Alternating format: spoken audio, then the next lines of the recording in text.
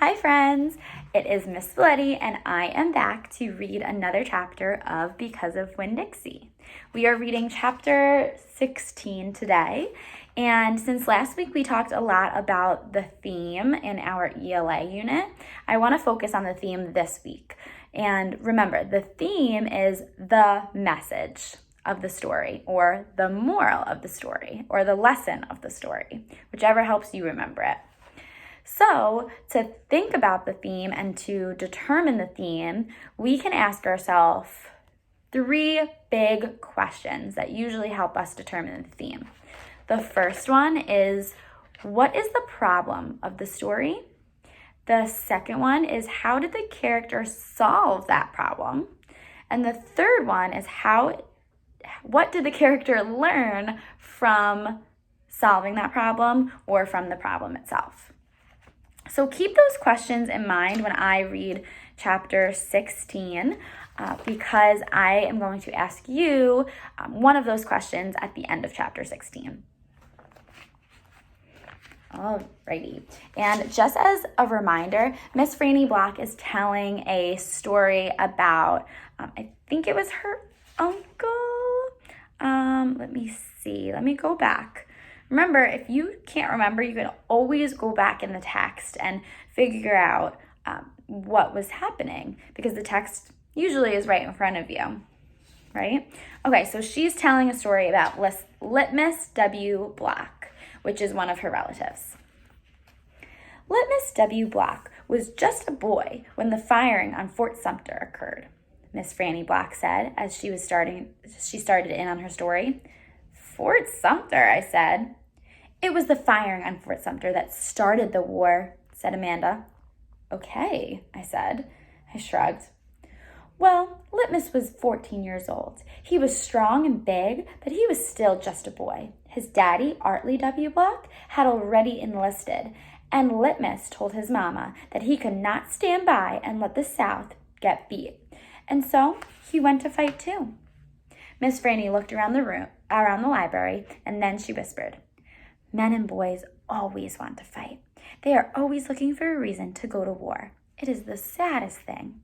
They have this abiding notion that war is fun, and no history lesson will convince them differently.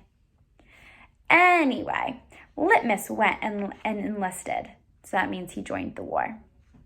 He lied about his age. Yes, ma'am. Like I said, he was a big boy, and the army took him, and Litmus went off to war just like that.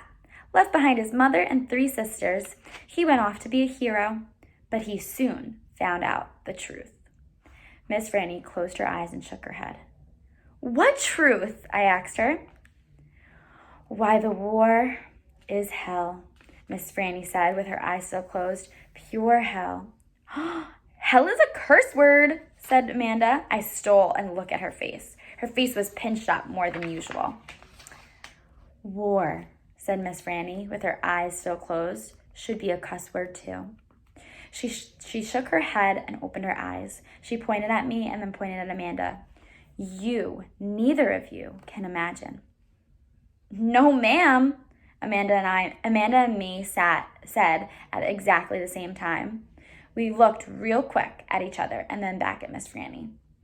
You cannot imagine. Litmus was hungry all the time, and he was covered with all manner of vermin, fleas, and lice. And in the winter, he was so cold, he thought for sure he would freeze to death.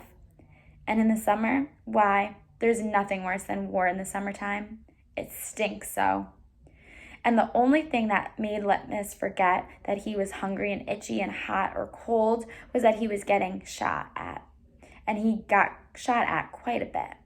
And he was nothing more than a child. Did he get killed? I asked Miss Franny. Good grief, Amanda said, rolling her eyes. Now, Opal, Miss Franny said, I wouldn't be standing in this room telling this story if he was killed. I wouldn't exist. No, ma'am, he had to live. But he was a changed man. Yes, ma'am, a changed man. He walked back home when the war was over. He walked from Virginia all the way back to Georgia. He didn't have a horse. Nobody had a horse except for the Yankees. He walked and when he got home, there was no home there. Where was it? I asked. I didn't care if Amanda thought I was stupid. I wanted to know. Why, Miss Franny shouted so loud that Winn-Dixie and Amanda Wilkinson and me all jumped. The Yankees burned it. Yes, ma'am, burned it to the ground. What about his sisters? Amanda asked. She moved around the desk and came and sat on the floor. She looked up at Miss Franny. What happened to them? Dead. Dead of fever. Oh no, Amanda said in a real soft voice. And his mama? I whispered. Dead too. And his father? Amanda asked. What happened to him? He died on the battlefield. Litmus was an orphan? I asked. Yes, ma'am, said Franny Black. Litmus was an orphan. This is a sad story, I told Miss Franny. It sure is, Amanda said. I was amazed that she was agreeing with me about something. I'm not done yet, Miss Franny said. Winn-Dixie started to snore, and I nudged him with my foot to try to make him quit. I wanted to hear the rest of the story. It was important to me to hear how Litmus survived after losing everything he loved.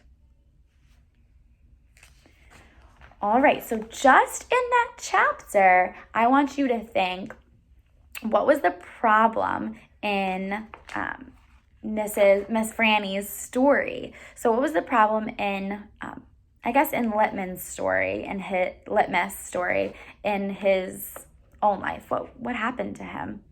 And what do you think Miss Franny is trying to teach Amanda and Opal? All right, I'll see you tomorrow with chapter 17.